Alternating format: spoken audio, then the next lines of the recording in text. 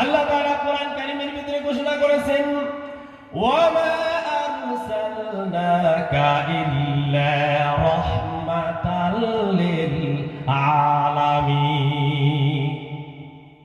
আল্লাহ তাআলা বলেছেন ওয়ামা আরসালনাকা, এই কাফ শব্দ, এই কাফ জবর কাফ, এই কাফ দিয়ে আল্লাহ রাব্বুল আলামিন মুহাম্মদ সাল্লাল্লাহু আলাইহি ওয়াসাল্লামকে বুঝাইতে চাচ্ছেন।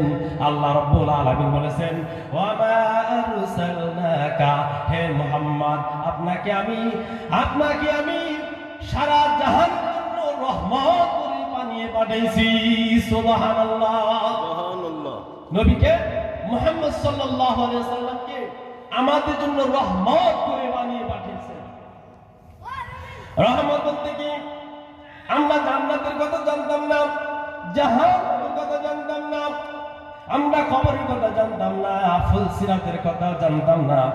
যে নবীজি আমাদের কি কবরের কথা বলেছে, জান্নাতের কথা বলেছে, জাহান্নামের কথা বলেছে, কি কি কাজ করলে জান্নাতে যাওয়া যাবে, কি কি কাজ করলে জাহান্নামে যেতে হবে, এই সব কিছু আমার আল্লাহ রাসূল সাল্লাল্লাহু আলাইহি ওয়াসাল্লাম সব কিছু বলে দিয়েছেন।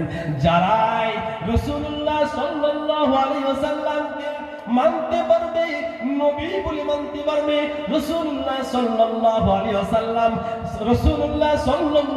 ওয়াসাল্লামের আদর্শকে আদর্শিত হইতে পারবে, তাদের জন্য হলো নবী রহমত, তাদের জন্য হলো নবীজি রহমত। অর্থাৎ দুনিয়াতেও সে ব্যক্তি আল্লাহর রহমতের ভিতরে থাকতে পারবে, পরকালেও সে ব্যক্তি আল্লাহর রহমতে থাকতে পারবে। দুনিয়াতেও তার কোনো চিন্তা নাই, পরকালেও তার কোনো চিন্তা নাই, পরকালেও তার কোনো চিন্তা নাই। কোন ব্যক্তি যদি আল্লাহর রাসূলের আদর্শে আদর্শিত হতে পারে, তাহলে সে দুনিয়াতে কোনো চিন্তা নাই, আর আখিরাতে তো আল্লাহ রহমতের ভিতরে রেখে তাকে জান্নাত দিয়ে দিবে। বলি সুবহানাল্লাহ।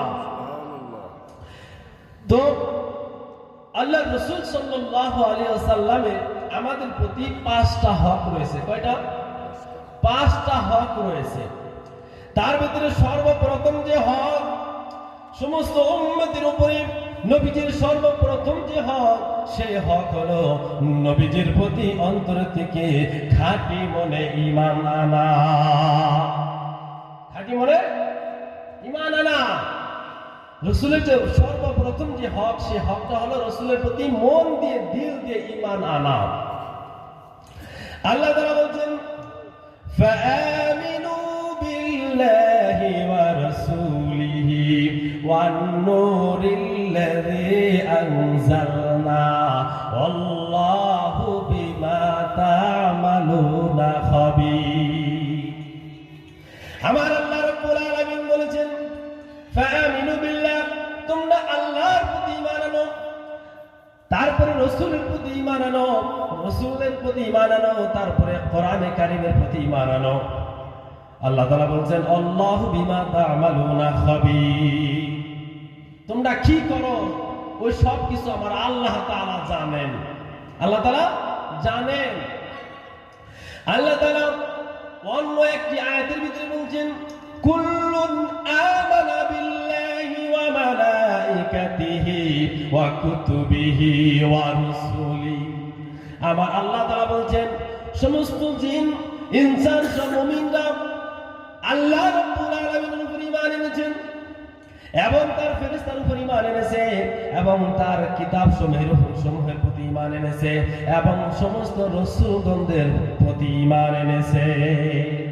মুমিনরা সমস্ত রাসূলদের উপরে ঈমান এনেছেন।